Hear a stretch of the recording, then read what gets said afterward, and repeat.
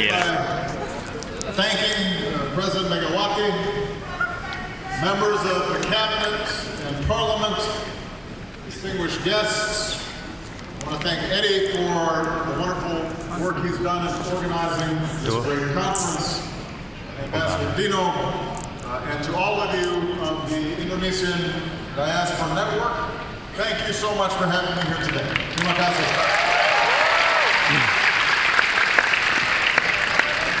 It is wonderful to be back in Jakarta, although I must admit I don't recognize anything.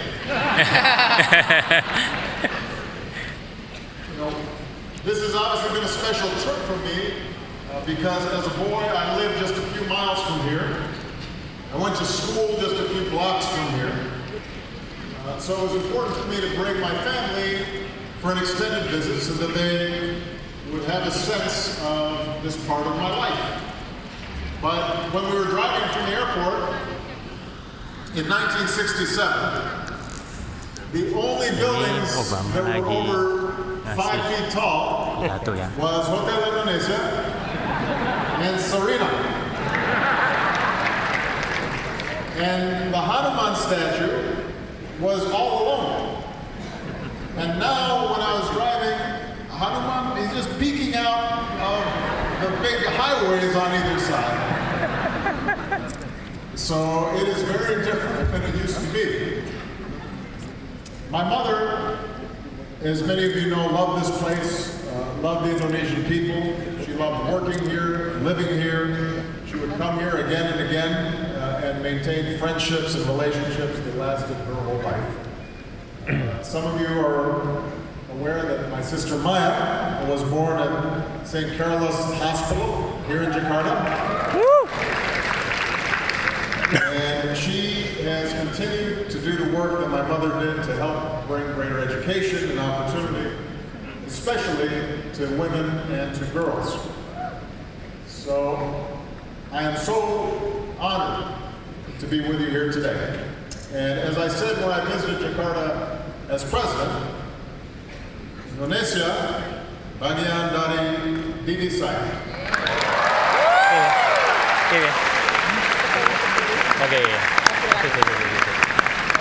Now I've been here many different times over the years. As I mentioned, first as a boy who was welcomed by neighbors, played in the streets, the kampong, Benteng Dalam. And as a president who worked to deepen the ties between our two great democracies, and now as a citizen who carries a great fondness for this place. Over the last 8 days, I've had a chance to see beautiful temples and natural treasures, and rich religious diversity that is such an important part of the fabric that holds Indonesia together. We just came from Yogyakarta, a place where my mother worked, where Maya lived, and we were able to see the amazing wonders of Prambanan, Borobudur, and yes, I have been eating a lot. Everywhere I go, people yell at me, and they go, "Hey, Sate, Obama! Nasi goreng, and so I've been eating a lot. Although, I'm still looking for some things that I haven't had a chance like that. Es cendol. Es kelapa muda. I haven't had those yet, but I still have a day. So this afternoon I'm going to see if I can find something. Yesterday, I also had an opportunity to meet with your president. When we worked together, I always found that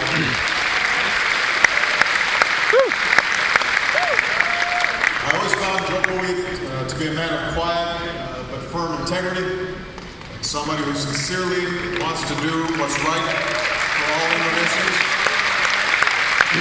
Yeah. And I was pleased to hear about the work that he continues to prioritize for Indonesia, including infrastructure, economic development, investing in human capital, and providing opportunity for all Indonesians.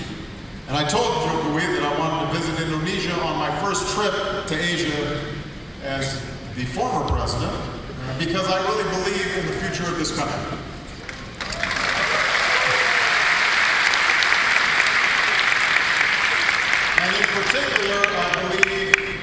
in the young people of this country and the young people throughout Southeast Asia.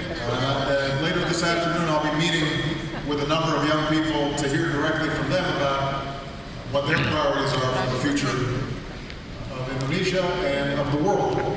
As I begin the work of building my foundation, I want the young people of Indonesia to know that I'm going to be committed to working with you to train and empower and connect young leaders of Indonesia with each other. And I also want to connect the young leaders of Indonesia to young leaders from other parts of the world. And I'm confident that Indonesia's future will be brighter if it's guided by the hopes and the dreams of its youth. The next generation that's eager to write the next chapter in the story of Indonesian democracy. You know, I emphasize the need to engage young people, and I did this as president, and I will be doing so as the ex-president, because I do believe that young people determine our future. And there are going to be some big decisions to make about Indonesia and about the United States and about the world in the years to come. It's been clear for a while that the world is at a crossroads, at an inflection point. Here in Jakarta, we can see the enormous progress that's made this such a vibrant city. And that has occurred in part because of the stability that the United States helped support here in the Asia Pacific. And when I lived in Menteng Dalam, and we were playing on barefoot roads, and we were riding becaks and bemos, and if the rainy season came, the floods would come up to your waist, and you would have to clean out the floors in your house, and then chase the chickens because they had gone someplace else. You know, today, Jakarta is a thriving center of commerce, and marked by highways and high rises. So much has changed, so much progress has been made. Back then, Indonesia was a country where the majority of people had to survive on just a few dollars a day, a few rupiahs a day. The rest of the world seemed like a very distant place. But today, Indonesia has one of the largest economies on earth. And young people spend as much time on Facebook as I used to spend trying to catch dragonflies or fighting kites. Now, to acknowledge this extraordinary progress in lifting people out of poverty, to help people live healthier lives, in connecting Indonesia to the wider world, in raising standards of living, that does not mean that we don't still have a lot of work to do. It should give us hope that we can continue to make progress. But we also have to acknowledge that globalization and technology have also created problems. They've created shifts in the foundation of societies, in communities, in families, in politics, both in developed countries and in developing countries. So the challenges of our times, whether it's economic inequality, changing climate, terrorism, mass migration, these are real challenges, and we're going to have to confront them together. So the world is more prosperous than ever before, but it has also brought significant changes that are dangerous, like rising inequality, too many workers and communities who feel left behind, who don't feel as if they're making as much progress in this new world. They're worried not just about themselves, but whether their children will be able to survive in this new global, technologically driven economy. The world is by many measures less violent than it's ever been before, but we still see around the world violence, old hatreds, old divisions, sometimes new conflicts. The world is more connected than ever before, but even as the internet spreads knowledge and creates the possibility of greater understanding between peoples, it also has empowered terrorists to send their message of hate all around the world. And what's also true is an era of instant communications, where TV and Facebook, and BBM, and Twitter, is all providing us ways to communicate to each other. It's also giving us a steady stream of bad news. And sometimes it makes people feel depressed and worried that somehow the world is getting worse instead of getting better. It leaves people searching for a sense of certainty and control. And sometimes what that does is it leaves us looking for security in the wrong places. We start seeing a rise in sectarian politics. We start seeing a rise in an aggressive kind of nationalism.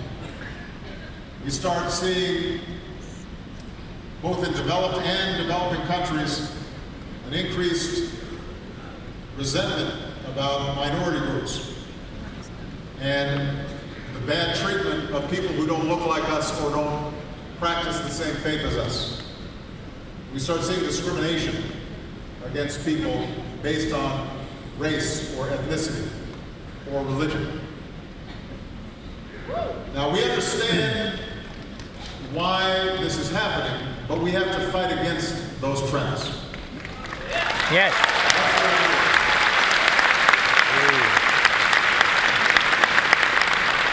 I think it is very important here in Indonesia, in the United States, in Europe, everywhere, to fight against the politics of us and them. Yeah. That's true. I think we have to choose a better way to overcome our fears, to reach across divisions. We have to think anew and act anew, and then we can emerge stronger than before. The truth is that today's threats are not as great as they were in the last century. You think about World War I and World War II, and the millions of people who were killed and the devastation that took place. We don't have as big a challenge as we faced during the Cold War, when the threat of nuclear annihilation seemed to be ever present. But we still have work to do. We're going to have to summon some of the same capacity to adapt, to meet these changing times while upholding universal ideals, and we have to replace fear with hope. Because if we don't do that, if we don't stand up for tolerance and moderation and respect for others, if we begin to doubt ourselves and all that we've accomplished, if we question the very real gains that have been made over the last several decades by bringing people together instead of driving them apart, then much of the progress that we've made will not continue. And instead, what we will see is more and more people arguing against democracy. We'll see more and more people who are looking to restrict freedom of the press. We'll see more intolerance, and more tribal divisions, and more ethnic divisions, and religious divisions, and more violence. So the good news is we have a better path and we have the worst path, and we can make the right choice. We should look at what we've already accomplished together. When I became president, we were in the midst of an enormous economic crisis.